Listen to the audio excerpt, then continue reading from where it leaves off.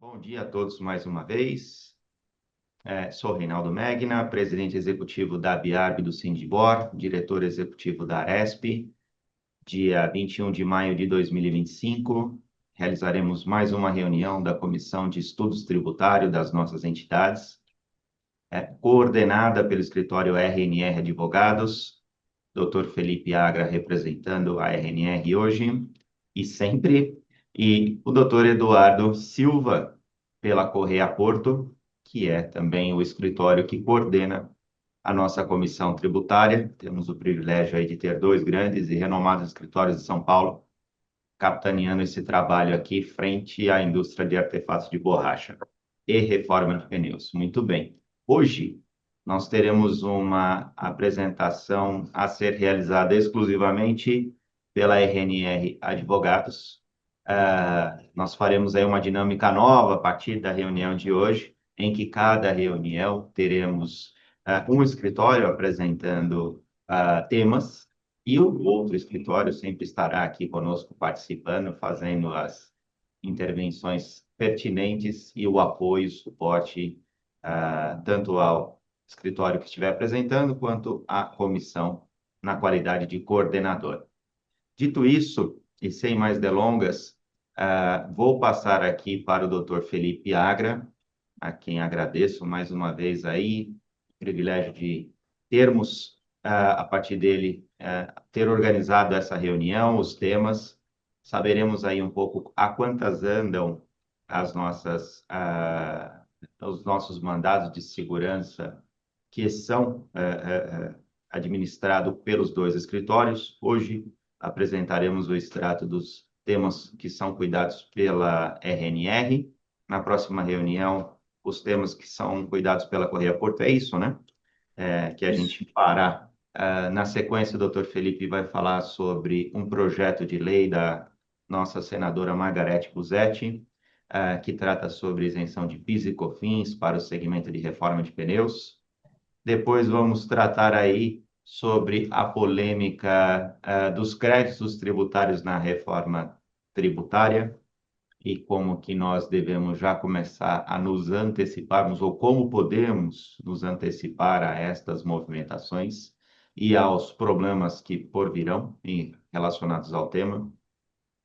E na mesma linha, né, falaremos também sobre restituição de IBS e CBS, né, pagamento indevido ou a maior. Essa é a agenda do dia. Desejo a todos uma boa reunião e passo aqui a palavra ao Dr. Felipe. Por favor, Dr. Felipe. Primeiramente, bom dia a todos, bom dia, Reinaldo, bom dia, Eli, bom dia, doutor Eduardo. Agradeço a apresentação. Sem mais delongas, eu vou já começar compartilhando a minha tela. Como o Reinaldo já antecipou, a minha parte hoje vai competir em apresentar para os senhores um breve resumo, né, de como andam as ações que nosso escritório propôs em parceria com a Sindibor e com a Aresp, buscando aí favorecer os seus associados na tomada de crédito, na aplicação de teses tributárias, bem como outros três temas que eu julgo que são bem interessantes para o setor. Um especificamente em relação à questão de reforma de pneus e outros dois trazendo aí mais algumas pílulas, por assim dizer, da reforma tributária, como os senhores já comentaram nesse bate-papo inicial, ainda se encontra de uma forma ainda muito inicial, né? Apesar de já haver aí uma emenda constitucional, um prazo, uma legislação, as coisas ainda estão pendem ainda muito de regulamentação. Então, começando, como eu falei, são esses 4 pontos que serão apresentados por mim hoje. E iniciando o relatório em relação às ações, foram propostas para o nosso escritório, inicialmente, 3 teses em favor dos associados da Sindibor e da Aresp. Quais são? A tese de isentas, que busca aí ao afastamento da incidência da contribuição previdenciária sobre o auxílio alimentação, o vale transporte, o auxílio médico e odontológico, bem como sobre os descontos, tá? Outro tema que foi proposto pelo nosso escritório foi uma da segurança, buscando aí a exclusão do PIS e COFINS da própria base.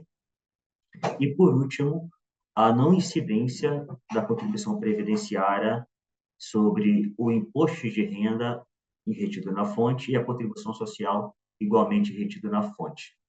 Tá? Em relação ao primeiro tema, que são as teses de isentas, como eu já expliquei, nós buscamos aí o direito dos associados da Aresp e da Sindibó, e nesse caso eu vou falar especificamente da Aresp, e não serem compelidos a incluírem na base de cálculo da contribuição previdenciária, que a tese é basicamente essa, valores referentes a vale transporte, vale alimentação, auxílio médico odontológico e os descontos que são realizados no salário dos funcionários, tá? E nesse ponto eu enfatizo que deve-se ter atenção para a diferença entre uma coisa e outra. Uma coisa é o valor que a empresa paga a respeito dessas verbas, e uma outra coisa são os descontos que são realizados nos pagamentos dos funcionários. Então, assim, deve-se ter isso em mente, até para compreender o que vai se seguir no meu discorrer. Pois bem, com relação à questão da tese de isentas, inicialmente até a mudança de segurança da Aresp ele foi considerado como uma liminar, ela foi indeferida, porque de acordo com o juiz não haveria aí o perigo em mora, que é o perigo de perecimento do direito, caso se aguardasse a proferência da sentença. E, por essa razão, nós interpusemos um agravo, tá? E, nesse meio tempo, também foi determinado na sede do mandado de segurança o sobrestamento dos autos em razão do julgamento do tema 1174, que se encontra no STJ, que, na verdade, já foi julgado pelo STJ, tá? Que é exatamente esse tema, trata não só dos descontos realizados a título de vale transporte, vale alimentação, auxílio médico odontológico, mas também trata da não incidência da contribuição previdenciária sobre o imposto de renda retido na fonte e a contribuição social. Então, é um tema que abrange dois assuntos e que esses dois assuntos acabam abrangendo aí dois mandados de segurança distintos em relação a Sindibor e Aresp. Então, assim, logo após o indeferimento da liminar, o processo foi declarado como sobreestado em razão do julgamento do tema do STJ, e contra essa decisão, nós interpusemos o agravo, como eu já falei. Em sede recursal, muito embora tenha se explicado aí as razões e os motivos para aplicar a antecipação de tutela como uma forma de garantia e prevenção de prejuízos causados aos contribuintes e aos associados da Sindipó e da Aresp, em razão de efetuar o pagamento de um tributo de forma indevida, porque acaba efetuando aí uma majoração da base de cálculo da contribuição social, e muito embora tenha sido explicado isso de forma repetidamente ao desembargador, foi proferida uma decisão interlocutória, tá? Uma decisão interlocutória, não, uma decisão monocrática, que é apenas o desembargador relator julgou, não, isso não foi para o colegiado, e de acordo com o desembargador, ele foi na mesma linha de raciocínio do juiz em primeira instância. Ele entendeu que não haveria aí os quesitos ensejadores da antecipação de tutela, porque quando a gente interpõe um agravo, a gente não só busca o mérito, mas a antecipação do mérito recursal. E, nesse sentido, o desembargador ele entendeu que não haveria aí os quesitos para poder ser concedido essa liminar, essa antecipação de tutela, e assim suspender e conceder o direito dos associados da Aresp em não recolherem a contribuição previdenciária com a indevida inclusão das verbas tratadas na ação, que é vale alimentação, vale transporte, auxílio médico odontológico e os descontos que são realizados. Contra essa decisão, nós interpusemos agravo interno e, atualmente, essa decisão, esse julgamento, ele se encontra aí como conclusos para a decisão. Prosseguindo em relação ao mesmo tema, a mesma tese, já com relação à segurança da Sindibor, trata-se da mesma situação. Foi impetrado esse mandado de segurança, buscando essa essa aplicação desse mesmo tema, só que, diferentemente do caso da Aresp, no caso da Sindibor, o juiz ele entendeu como conceder parcialmente a liminar que nós requeremos. Só que ele concedeu apenas para afastar a incidência da contribuição previdenciária sobre o vale alimentação concedido in natura e sobre o vale transporte. Ele não concedeu nesse sentido em relação ao vale transporte não, em relação ao vale alimentação em ticket ou de outras modalidades. Ele também não concedeu em relação ao auxílio médico e odontológico que são pagos pela empresa. Ele não concedeu sobre os descontos. Tá? Então, assim, foi feito de uma forma parcial e logo depois disso ele sobrestou os autos em razão exatamente do julgamento do tema 1174 do STJ, que já foi julgado, mas muitos casos ainda não retornaram às instâncias inferiores o julgamento desses casos. Então, quanto a esse deferimento parcial, nós igualmente interpusemos agravo, pleiteando aí a concessão integral da liminar para afastar todas as verbas, tá? Afastar a contribuição previdenciária sobre todas as verbas. Só que o julgamento ainda não foi... O julgamento de exerdade foi feito um julgamento de forma monocrática pelo relator, onde ele não entendeu que haveria aí os quesitos para poder haver a reforma da decisão e conceder em relação às demais verbas, em razão da questão dos quesitos que configurariam aí a concessão da liminar. E contra esse recurso, nós apresentamos, e contra essa decisão, na verdade, nós apresentamos agravo interno, que é um recurso interposto contra uma decisão proferida de forma monocrática. Esse julgamento hoje, esse processo hoje se encontra como conclusos, pendendo aí de análise do colegiado, né, da turma que compõe esse colegiado, a apreciação do tema e possível proferência de qualquer alteração em relação à decisão já proferida. Agora nós vamos falar em relação à exclusão do PIS e COFINS da própria base. Como eu já falei inicialmente, foram propostas 3 ações para cada associação, 3 para a Sindipor e 3 para a Aresp. Esse segundo tema, nós buscamos uma decisão favorável que conceda o direito dos associados da Aresp não serem compelidos ao recolhimento do PIS e do COFINS da própria base.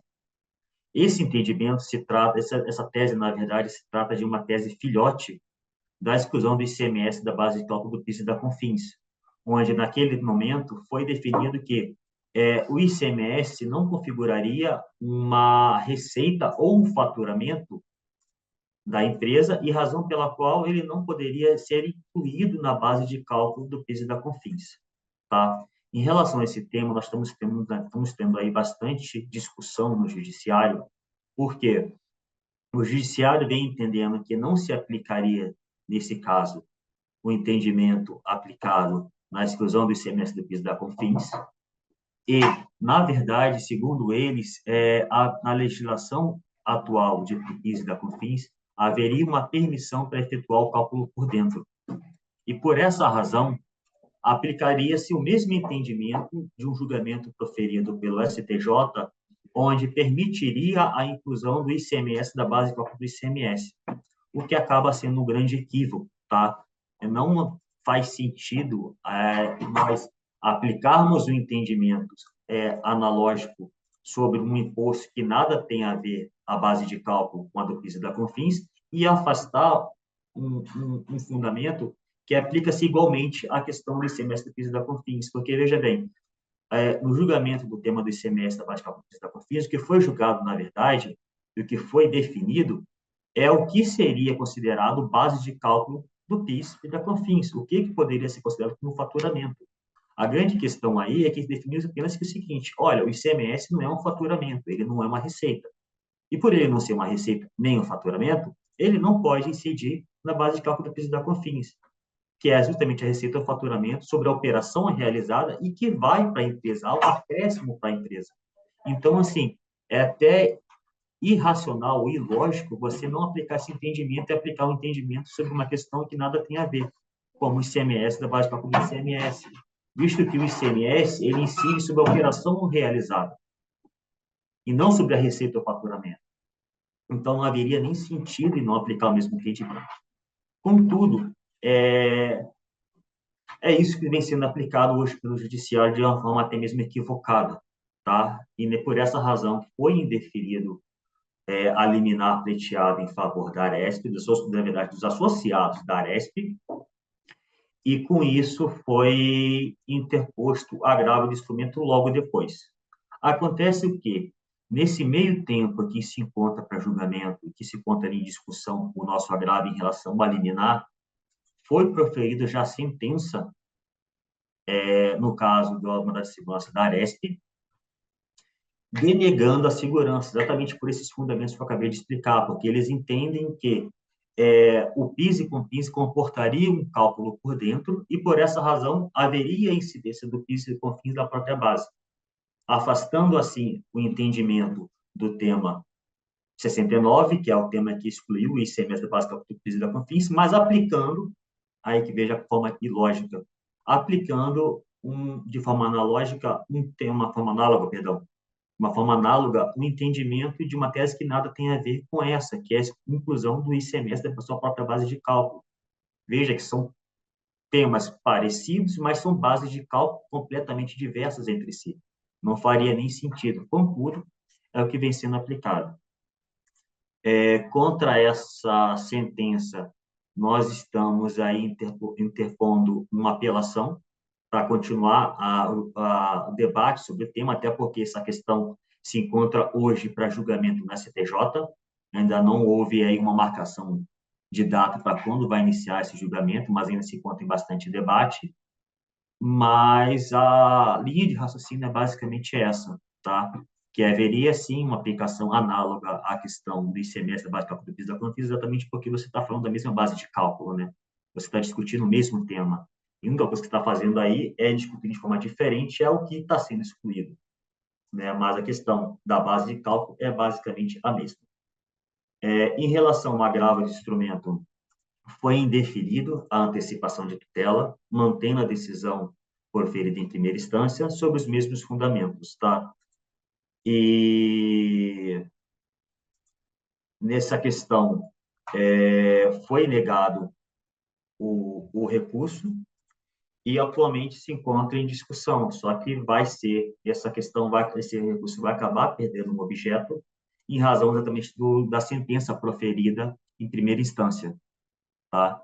Mas, por enquanto, ele ainda se encontra lá em debate e pendente de análise do recurso que nós apresentamos. Sobre o mesmo tema, mas e agora em relação a Sindbor, assim como ocorreu no caso da Aresp, igualmente ocorreu no caso da Sindbor. Foi indeferida, foi rejeitada a liminar pleiteada, tá? Sobre a mesma argumentação, e logo depois que foi interposto esse agravo de instrumento, foi proferida sentença e nós apresentamos já a apelação buscando essa reforma da decisão, tá? Em sede recursal, já em julgamento da apelação, foi proferido um acórdão confirmando a sentença e denegando a segurança sobre a fundamentação, como eu já falei, que vem sendo utilizada, de que o PIS e COFINS na própria base seria pertinente, porque haveria aí uma autorização legal para que ocorra a forma de cálculo por dentro, tá? Então, esse tema ainda se encontra em discussão. Nossos embargos se encontram hoje conclusos, onde a gente pede aí a aplicação de efeito inteligente para poder ocorrer a reforma da decisão proferida, mas também para que ocorra o pré-questionamento da matéria, para que assim nós consigamos apresentar recursos às instâncias superiores, que é exatamente ao STJ e ao STF, exatamente por razão desse tema hoje se encontrar em julgamento junto ao STJ. Com relação ao agravo, exatamente porque houve essa sentença e foi comunicado ao relator do caso, houve a perda do objeto. Então, o processo acabou sendo arquivado de forma definitiva, porque não haveria necessidade de julgar uma liminar quando se já houve apreciação do mérito na instância, em primeira instância. Então, foi arquivado esse processo e agora corre única e exclusivamente em relação à questão da apelação. Tá? Prosseguindo, vou falar agora um pouco sobre a questão da não incidência da contribuição previdenciária sobre imposto de renda retido na fonte, contribuição social retida na fonte, onde nós impetramos mandado de segurança em favor da Sindibor e da Aresp. Tá? No caso da Aresp, houve sentença logo de início, onde o juiz entendeu que a Aresp não possuiria a ilegitimidade para poder representar os seus sócios em matéria de ordem tributária, porque não haveria uma forma específica no Estatuto da Aresp que permitiria isso. Contra essa sentença, nós nos interpusemos apelação, recurso de apelação. Nossa apelação foi julgada procedente, tá? Foi revisto a sentença, foi reformada essa sentença, só que ao invés de enviar para a primeira instância para julgamento do mérito, o desembargador preferiu ali mesmo julgar o mérito. E nesse quesito, muito embora ele tenha concedido a nossa segurança, ele tenha provido a nossa apelação, ele indeferiu, ele delegou a segurança, porque ele entende que a legislação haveria a permissão para incidência da contribuição previdenciária sobre o imposto retido na fonte sobre a contribuição social, justamente porque não se trata de matéria de ordem indenizatória, não se trata de verbas indenizatórias, na verdade, são verbas salariais. E, por essa razão, haveria, sim, a incidência da contribuição social.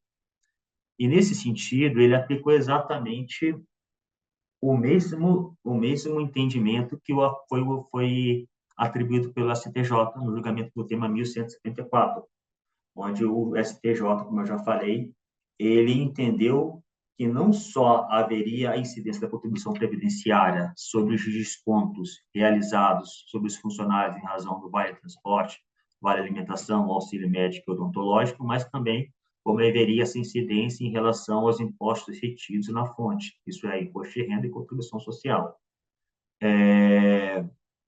Quanto a essa decisão, nós nós opusemos embargos e a Fazenda apresentou aí o recurso dela contra essa decisão. Aí vocês podem perguntar qual é a razão de opor esse embargo, uma vez que esse tema já se encontra definido pela STJ. A grande questão é que, na época, muito embora tenha ocorrido essa fixação de entendimento do STJ, houve houve, na época, a oposição de embargos naquele tema, onde buscavam a modulação dos efeitos da decisão para que não alcançasse as ações que já estavam correndo e que, na verdade, fosse atribuído efeitos infringentes para poder exatamente conceder uma decisão favorável aos contribuintes. Acontece que, após nós termos oposto embargos de decisão, embargos de declaração, no caso da Aresp, houve o julgamento dos embargos pelo STJ no tema 1064, onde foi rejeitado esses embargos e houve o trânsito em julgado. Então, assim, a tendência é que, uma vez que já foi pacificado esse tema em relação ao STJ, e que o STF entende que essa matéria seria de ordem infralegal, então não seria julgado por ele, mas sim pelo STJ, a tendência é que esse processo acabe se extinguindo, exatamente porque houve a perda do objeto em razão do julgamento do tema 1174, onde a aplicação do recurso repetitivo, isso abrange a todos. Tá? Como eu falei, assim como da Aresp, nós impetramos o mesmo mandado de segurança em razão da Sindibor. No caso da Sindibor, ainda não houve sentença, apenas a liminar. Após a indeferimento da liminar, foi foi sobrestado o processo e atualmente ainda se encontra sobrestado. E, na época, antes mesmo do julgamento do STJ, dos embargos no STJ, nós interpusemos o agravo de instrumento. E no agravo de instrumento, foi rejeitada a nossa antecipação de tutela recursal. Contra a decisão monocrática proferida, nós interpusemos agravo interno, e esse agravo interno hoje se encontra para julgamento. Tá? E como eu falei, na época que houve todo esse debate, todos esses recursos, ainda não havia ocorrido o julgamento pelo STJ da questão da modulação. E com isso, basicamente, eu encerro o resumo desses 6 processos aí que nós patrocinamos em favor da Sindibor e da Aresp, apresentando para os senhores aí e para as senhoras uma breve ilustração de como andam esses processos. E caso tenham dúvida, desde já eu já me coloco à disposição para explicar de forma mais específica, mais detalhada do que aconteceu e quais seriam os próximos passos. Muito bem. Excelente, Felipe.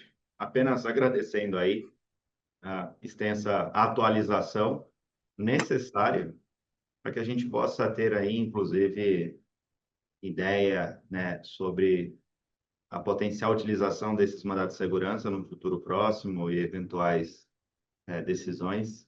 Esperamos que os órgãos competentes julguem esses temas ainda pendentes antes dos efeitos, ainda a tempo dos efeitos que cada assunto nos permite aí questionar em termos de creditamento. Todavia, em que pese o seu próximo tema começar a prosperar, chamado reforma tributária, eu acho que cabe lembrar que nós temos ainda 5 anos para trás, né, para se discutir Exato. a partir dessas decisões, né, se porventura, né, as bases de cálculo dos tributos em questão não serem mais os mesmos, né, em que pese também a reforma tributária ensejar aí em longos anos até que ela seja totalmente constituída, né, 2023, né, então imagino que essas liminares ser concedidas, não só os 5 anos para trás, mas até 2023, elas ainda terão motivo onde seriam utilizadas, está correto? Corretamente, na verdade, até o presente momento em que ainda se encontram presentes esses tributos. E, inclusive, até mesmo acrescentando e complementando o que você falou, que será até mesmo o tema da próxima apresentação, sem ser essa agora a terceira, na verdade, é que os créditos apurados em razão de valores indevidos ou a maior, seja porque houve recolhimento de fato indevido a maior, ou seja por aplicação de uma tese, será permitido o transporte desse direito creditório para o IBS e para o CBS, para poder haver esse aproveitamento. Então, assim, não haverá o perecimento desse direito, mas haverão aí algumas questões que deverão ser observadas à época e que eu explicarei um pouquinho mais à frente de como vai funcionar essa questão. Excelente. Link feito. Vamos lá. Exatamente. Claro. E agora, iniciando o segundo tema, se encontra hoje em discussão no Congresso Nacional, e era um tema até que nós vimos discutindo antes do início da reunião, que está na mesa da Comissão de Meio Ambiente e Desenvolvimento um projeto de lei de autoria da senadora Margarete Guzzetti, e que concederia aí uma isenção. Na verdade, seria uma aplicação de uma alíquota zero de PIS e COFINS para as empresas que trabalham com reforma de pneus, tá? Seja na questão de recalchutagem, recapagem, remoldagem, dublagem, vulcanização, todos esses serviços abrangidos pelo CNAE 2212-19/00, e que haveria essa isenção do PIS e da COFINS. De acordo com o entendimento e a justificativa da senadora para esse projeto, é que os benefícios concedidos, os benefícios proporcionados, na verdade, por esse tipo de serviço, não só ao meio ambiente, mas também a, a, a, a parte financeira, como o custo de produção de novos pneus, dentre outros, o barateamento desses produtos, uma vez que estabeleceu uma reforma no produto do zero, então há uma redução significativa desses valores. Então, assim, os benefícios concedidos, os benefícios econômicos e ambientais proporcionados por esse tipo de serviço justificam aí uma concessão de aplicação de alíquota zero como uma forma de incentivo, tá? E de acordo com a própria senadora, esse incentivo não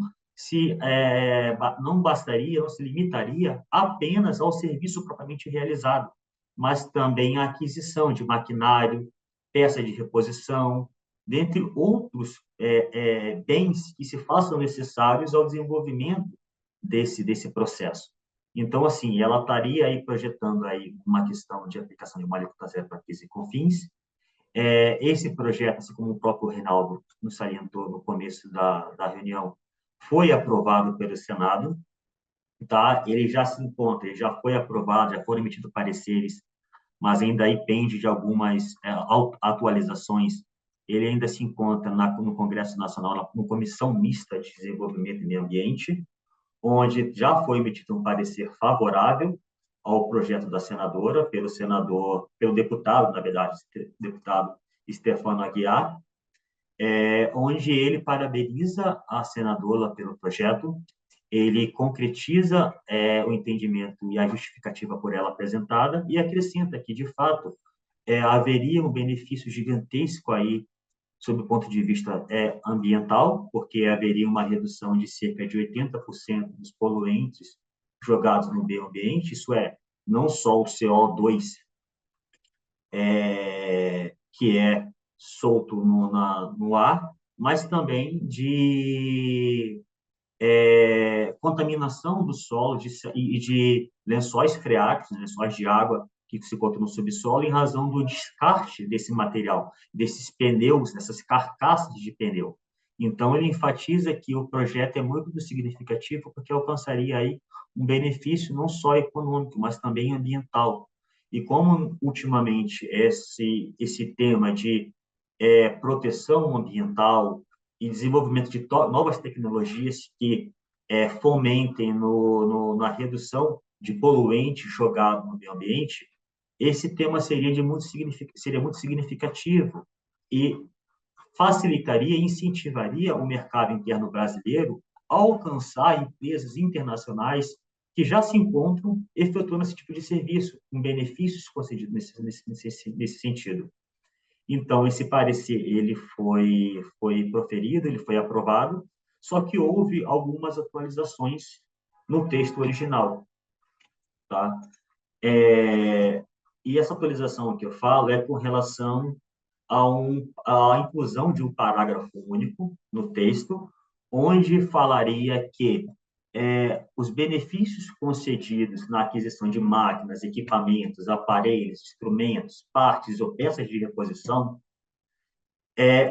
onde haveria uma aplicação de alíquota zero do PIS e da COFINS, não alcançasse apenas esse maquinário, todos esses instrumentos adquiridos no mercado interno brasileiro, mas também aqueles importados, porque a gente sabe que muitas vezes, quando você está desenvolvendo uma nova tecnologia, é muito difícil você conseguir isso no mercado nacional. Não estou falando aí que não exista, mas acaba sendo um facilitador a aquisição desse tipo de maquinário no mercado internacional. Então, assim, segundo a proposta apresentada, aplicaria-se a mesma alíquota, que é a alíquota zero, em relação ao PIS e COFINS, para esses equipamentos adquiridos no âmbito internacional.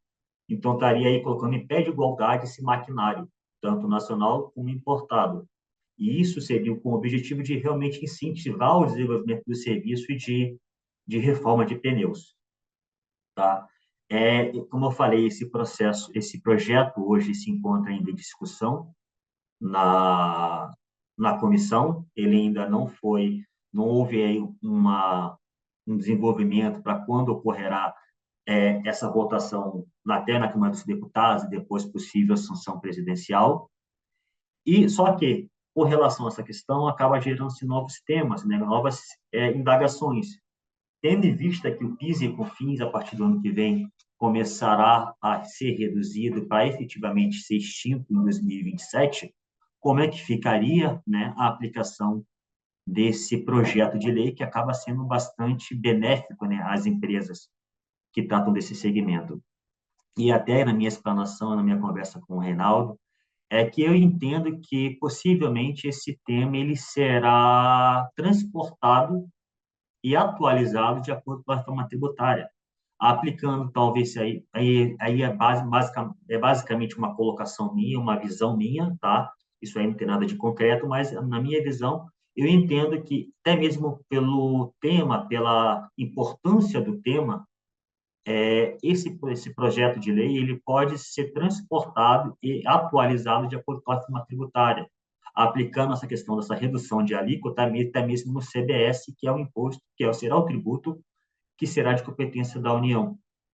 Então, eu entendo que pode haver, sim, esse transporte desse projeto de lei e aplicando essa questão da redução do PIS e da COFINS, não mais ao PIS e COFINS, mas posteriormente ao próprio CBS e adequando aí a questão da reforma tributária, tá? Então, com relação a esse projeto, é basicamente isso. Ainda não há muitas atualizações, mas eu entendo que é um projeto bem importante para o tema. Assim como o Reinaldo já tinha adiantado quando nós finalizamos a questão dos processos que foram impetrados em favor da Sindibor e da Aresp, na verdade, em favor dos associados do Sindibor e da Aresp, né, porque a Aresp e a Sindibor apenas funcionam como representante buscando o direito de seus associados. Do tema que compete em razão da tomada de direito creditório, tomada de créditos tributários, não foi esquecido com a reforma tributária, tá?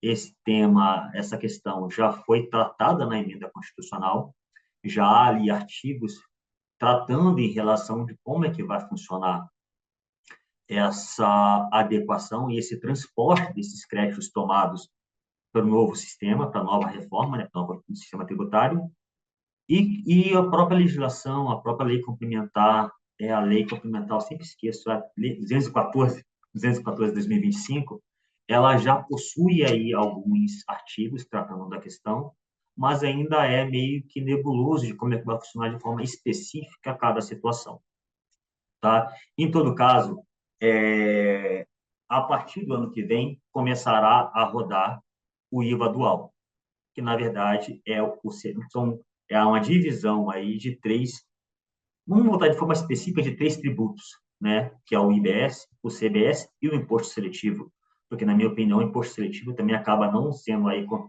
compreendido entre o IBS e o CBS, na verdade, seria uma terceira vertente. Então, a partir do ano que vem, começa já esse processo de transição para que ocorram as adequações, não somente dos sistemas do fisco, mas também que as empresas se adequem ao novo sistema. E, de acordo com a emenda constitucional, como eu já falei, toda tomada, todo o direito creditório apurado até o final desse ano, ou até mesmo até a implementação definitiva dos tributos que serão extintos, até que os tributos atuais sejam definitivamente extintos, será possível a tomada desses créditos. Esses créditos eles não serão extintos, eles não serão perdidos em razão dessa reforma tributária, eles serão transportados, tá? Contudo, existem questões aí que devem ser observadas, tá? Como todos sabem, a tomada de crédito hoje não só compreende a questão das teses tributárias, dos sistemas tributários, mas também compreende aí os créditos que existem naturalmente em razão dos procedimentos já realizados. Hoje, a gente já tem uma aplicação da não cumulatividade em relação ao ICMS e ao IPI, tá? Com relação ao PIS e a COFINS, não existe essa essa não cumulatividade para as empresas que se encontram no lucro presumido, mas existe em relação para as empresas que estão no lucro real. Então, todos esses créditos apurados em razão da não cumulatividade nesse período, eles serão transportados e poderão ser utilizados para compensação do IBS e da CBS ou restituição desses valores, tá? Então, poderá o contribuinte aí utilizar esses valores para termos de compensação ou reaver esses valores ao seu caixa, tá? E aqui está o artigo da emenda constitucional que trata dessa questão, tanto do IBS quanto da CBS, e nesse quesito, muito embora a legislação complementar já proferida, já publicada, não trate de forma muito específica esse tema, em relação ao IBS, que seriam aí os créditos relacionados a ICMS e ao ISS, eles serão transportados, tá? E serão levados pelos estados e municípios ao comitê gestor que cuidará da gestão do IBS, tá? Será criado esse comitê gestor, até mesmo essa questão hoje se encontra bastante em debate, conflito entre os estados e municípios, mas a verdade é que os estados e os municípios terão a obrigação de comunicar esse direito creditório ao comitê gestor para que ele seja utilizado. Ocorre que, de acordo com a emenda constitucional, para que ocorra esse transporte, os créditos, o direito creditório, ele deverá estar devidamente homologado pelo fisco, seja estadual ou municipal, tá? E esse crédito, diferentemente do CBS, ele não poderá ser utilizado de forma imediata, assim que eu falo, de um jeito só. Ele poderá ser utilizado, por exemplo, você tem lá um direito creditório, você poderá compensar integralmente.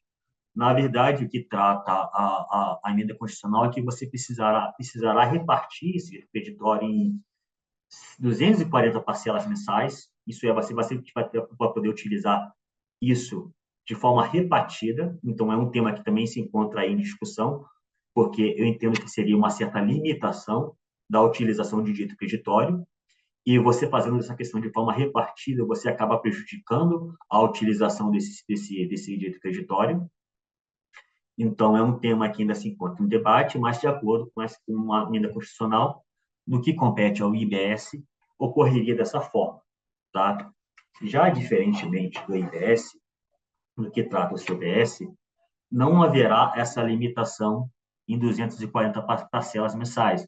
O contribuinte ele poderá utilizar esse direito creditório de uma forma única, se for o caso, ou poderá pedir a restituição desse valor, tá? Então, assim, isso já foi tratado na nova legislação.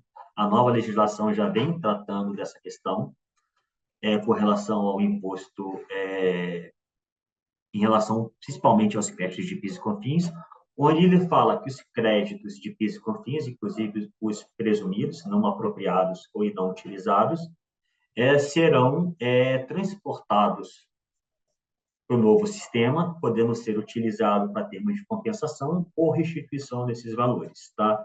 Desde que, reforço, desde que eles estejam devidamente homologados, tá?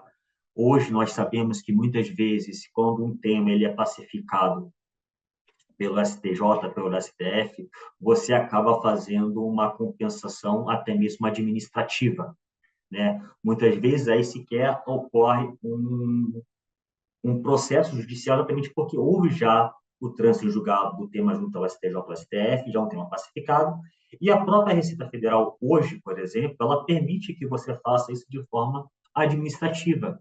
E hoje o sistema da Receita Federal só te permite homologar créditos tributários que decorram de ação judicial. Essa questão hoje se encontra em bastante discussão. Então, assim, é interessante para as empresas que efetuam esse tipo de compensação se anteciparem, tá, a essa questão e tentarem compensar, tentarem tomar esses créditos o quanto antes, tentarem homologar esses créditos o quanto antes, ou então compensá-los o quanto antes, exatamente para que não ocorra aí nenhuma perda de direito creditório em razão pelo fato de não ter a sua homologação junto à Receita Federal. Porque, na verdade, o que a Receita vai buscar é ter uma máxima fiscalização sobre esse direito creditório, né? Porque hoje, querendo ou não, muito embora ela tenha isso, a fiscalização, isso não é feito de forma tão de perto. Com relação ao novo reforma tributária, essa questão vai ser feita de forma mais de perto. Então, deve-se tomar todo o cuidado em relação a esses créditos para não correr risco de qualquer perecimento ou perda desse direito creditório.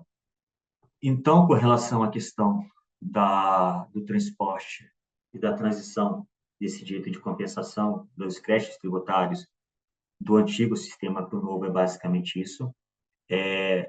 A situação hoje ainda é um pouco nebulosa de como é que vai funcionar isso na prática, até porque ainda não há um sistema rodando que permita o contribuinte já começar a fazer essa transição, até porque ele vai começar, de fato, a ser implementado no ano que vem. E aguardamos aí as cenas nos próximos capítulos, né, de como vai ser regulamentado de forma específica essa questão, até mesmo em relação ao IBS, que é dos estados e dos municípios, de como é que vai ocorrer essa regulamentação. Em todo caso, eu reforço aqui que não há uma necessidade de preocupação, porque, de fato, vai ocorrer essa transição, vão ser transportados esse direito creditório, mas reforço que o contribuinte, vocês devem começar já a se movimentar, exatamente para poder começar não só a utilizar o direito creditório, caso já possuam, já estejam utilizando, mas também para homologar esse direito o quanto antes, exatamente para poder prevenir possíveis contratempos no futuro. E a partir de relação finalizando esse tema, eu passo aí para o meu último tema, que é a questão da restituição do IBS, e já especificamente em relação ao IBS e ao CBS, tá? Em razão de pagamento indevido ou a maior desses tributos, tá? E aqui eu reforço, vou falar apenas em relação ao IBS e ao CBS, não estou falando aqui do ICMS, PIS, COFINS, ISS, nada. É com relação já à reforma tributária, de acordo com a nova legislação. Tá? De acordo com a nova legislação, será possível a restituição do IBS, do CBS, para valores pagos de forma indevida ou a maior. Contudo, há nuances aí que devem ser consideradas, tá? Que é a questão de como é que funciona hoje o nosso sistema. Nosso sistema hoje, é possível você se acreditar, ainda que não tenha sido pago esse valor na etapa anterior. Isso é, como imposto acumulativo, é pago o imposto na etapa anterior, na etapa posterior você se acredita desse valor e se acredita no seu imposto a pagar. Nessa situação, geram duas situações. Ainda que não ocorra o pagamento desse tributo aqui na etapa anterior, você possuiria o dito creditório, tá? De acordo com a nova legislação, para você ter esse dito creditório, precisa ter o desse pagamento, tá? E outra situação, de acordo com a nova legislação, caso você, na etapa anterior, tenha recolhido de forma indevida ou a maior, você tenha no final verificado que você recolheu a mais esse tributo, você somente poderá pedir a restituição desse tributo caso, e somente caso, o seu consumidor, aquela pessoa que representa a etapa posterior, não tenha tomado os créditos do valor que você tenha recolhido de forma indevida ou maior. Tá? E isso aí está gerando uma certa discussão. Por quê? Porque isso aí estaria impedindo que você retificasse, você pedisse a sua restituição se você pagou indevidamente ou maior. Ainda que o seu consumidor tenha, o seu tomador de serviço, tenha já utilizado esses créditos. Então, assim, vai estar gerando uma certa complicação em relação a essa questão desse tema, exatamente por causa disso, porque é o seguinte, você não vai poder pedir restituição se esses créditos já foram tomados. Então, isso já está começando a gerar uma discussão no âmbito doutrinário, e já estão aí alguns braços já começando a ser impetrados como uma forma de prevenção dessa situação, até porque, como todos sabem, ainda não começou a, de fato, ocorrer os recolhimentos do IBS e do CBS. Contudo, considerando essa questão, deve ser prestada muita atenção quando começar, de fato, a ocorrer esses tributos. Deve se prestar muita atenção das informações inseridas para que se ocorra o recolhimento corretamente do tributo, tá? E caso não ocorra esse recolhimento indevido, esse recolhimento de forma devida, tenha se recolhido, por exemplo, a maior, ou você não tenha sido efetuado esse recolhimento, é necessário que efetue esse pedido de restituição antes mesmo do seu consumidor, seu tomador de serviço, efetuar o creditamento desses valores, ou que, caso tenha ocorrido essa questão, que se impete o mandado de segurança, impete-se uma ação judicial indagando esse ponto, porque não haveria razão de se vedar uma restituição porque houve o creditamento. Porque, como todos sabem, você possui aí um prazo de 5 anos para poder rever os valores que vocês forem recolhidos. O prazo prescricional te permite isso, né? Que você pode reaver os valores, você pode reapurar o que você recolheu nos últimos 5 anos. E caso você tenha recolhido qualquer imposto indevido ou maior, você pode pedir a compensação desses valores ou a restituição deles. Então, assim, parando para analisar a legislação tal como foi promulgada, está havendo um conflito exatamente nessa questão, porque está se vedando a restituição desses valores, caso tenha ocorrido o creditamento desses valores na etapa posterior. E aqui é basicamente o artigo que eu falei para vocês em relação à restituição. Em relação, na verdade, esse artigo refere-se ao ressarcimento. Em relação ao ressarcimento do IBS e do CBS, diferentemente da restituição, ele está até sendo bastante legal, porque ele está se aplicando aí de uma forma que seja efetuado esse ressarcimento de forma mais rápida, de forma mais célere. Isso é, você efetue o ressarcimento desses valores e efetue desse crédito de forma mais célere, podendo ocorrer aí até 30 dias, por exemplo, de acordo com o tributo recolhido das formas que foram houve esse recolhimento. Então, assim, está sendo feito de forma mais séria. Então, assim, em relação ao ressarcimento, a nova legislação e os novos tributos serão melhores, serão mais céleres, serão mais claros, serão mais benéficos em relação aos tributos que são recolhidos hoje, exatamente porque haverá uma celeridade em razão de quando ocorrerá esse ressarcimento. Tá? Voltando agora à questão da restituição, como eu falei, o artigo 38, ele aplica aí duas imposições. Tá? A primeira é que o crédito gerado na operação não tenha sido utilizado, isso é o inciso primeiro, e ele enfatiza a aplicação do artigo 166 do CTN. Muito embora esse artigo hoje ele esteja aí vigente, esteja sendo aplicado, ele não é aplicado de forma efetiva hoje, né? Porque muitas vezes não é se observada essa necessidade de autorização do seu consumidor para que você efetue o pedido de restituição. Você entra com esse pedido, é analisado se foi realmente recolhido de forma indevida ou maior, e esse valor é devolvido ao contribuinte. Ocorre que, de acordo com a nova legislação, além da questão de não ter ocorrido o creditamento, que tornaria a restituição impossível de ocorrer, há também uma carga de dificuldade aplicada a esse pedido quando você efetua esse tipo de operação a um consumidor final. Como todos sabem, hoje, quando você atribui o seu preço do seu serviço ou o preço do seu produto, você acaba incluindo o valor do tributo ali. Você acaba passando esse encargo financeiro à etapa posterior, exatamente porque você vislumbra um lucro sobre essa operação. Você tem aí seus gastos e você só, eu quero ter um lucro de tanto. Então, quando você vai aplicar o seu preço, para você ter esse lucro, você considera aí não somente as despesas que foram gastas na produção ou na prestação de serviço, como também os impostos. Então, assim, você considera tudo isso e coloca todas essas questões, esses números no preço do seu produto. Acontece o quê? Como eu falei, hoje, quando você vende para o consumidor final, você ainda conseguiria a restituição desses valores caso seja verificado que você recolheu de forma indevida, né, ou a maior.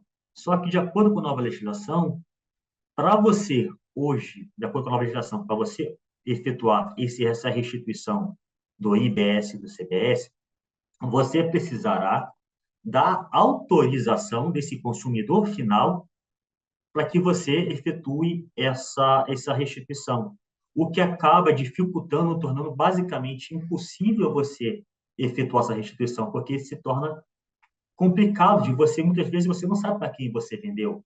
Prestar serviço você não sabe, muitas vezes você perde esse contato. Então, como é que você conseguiria uma autorização? E imagine você chegando ao seu cliente hoje e falando assim, olha, você me autoriza a reaver os valores que eu recolhi de forma indevidamente maior dos impostos e que eu repassei para você e que você arcou financeiramente, você me autorizaria a reaver esses valores? Isso pode gerar uma discussão e uma certa complicação até mesmo para o cliente, que ele vai falar assim, beleza, eu te dou essa autorização, mas você também vai me devolver esse valor, porque no final quem arcou fui eu. Então, assim, são complicações que são geradas nessa situação que é muito difícil de você resolver. Então, com isso, está se gerando discussões hoje gigantescas em torno desse artigo e já estão começando a correr mandados de segurança preventiva em relação à inaplicabilidade desse sistema, desse artigo, na verdade, porque ele tornaria basicamente impossível não somente a restituição quando o seu tomador, o seu consumidor já se acreditou desse valor, mas também se você efetua essa operação para o consumidor final, porque você precisaria da autorização dele. E aí, eu estou falando aí, não seria apenas para esse caso, seria apenas para o consumidor final, porque no caso da venda aí para revendedor, você também precisaria dessa autorização junto ao seu parceiro. Só que, quando você leva isso para o consumidor, isso ainda se torna muito, muito mais problemático. Você não conseguiria chegar a esse consumidor final, muitas vezes. Então, como é que você conseguiria a autorização dele para efetuar essa restituição? E reforço, não somente essa questão, até para você explicar isso para a pessoa, para o seu cliente, e que você precisaria dessa autorização para poder reaver esses valores, isso também geraria um certo desconforto, porque ele também iria querer que você devolvesse esses valores para ele, já que foi ele que arcou financeiramente. E se você leva isso para o seu consumidor final, ou até mesmo para esse adquirente do seu produto, isso vai gerar realmente um desconforto gigantesco.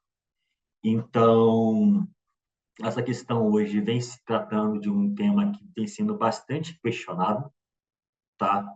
Pela doutrina, pelos juristas, e já vem havendo sinalizações do próprio judiciário que haverá uma majoração na impetração ou na propositura de ações em relação a esse tema, e de fato vai ocorrer, se você está analisando esse ponto de vista, porque está dificultando aí um direito que é do contribuinte. Então, são situações que devem ficar de olho para como vai acontecer essa situação, e, se for o caso, já ingressar com uma ação judicial de forma preventiva para afastar esse artigo, para declarar, buscar a inconstitucionalidade desse artigo, exatamente porque ele dificultaria a tomada e a restituição dos valores dos tributos pagos indevidamente ou a maior. Seria basicamente o que eu teria para apresentar hoje para vocês, de forma um pouquinho mais corrida nesse final. Peço desculpas pela tomada de tempo que eu acabei precisando para poder apresentar tudo. Já me coloco aqui à disposição para sanar possíveis dúvidas e já começamos a trabalhar em possíveis questionamentos e tratamentos de reforma tributária. E agradeço a oportunidade. Muito obrigado. Excelentes apresentações, doutor Felipe. Os temas são complexos e você os apresentou com a melhor, né, clareza e simplicidade possível, né? Em função de tudo que nós temos aí adiante e o que nós já devemos nos preocupar de antemão. Exato. Não tem como tratar o tema com menor profundidade do que você trouxe. Abro aqui a todos, né, para que participem também com perguntas, caso tenham, né, pois já estamos indo para o final da reunião, né, então, se alguém tiver interesse de participar, fique à vontade.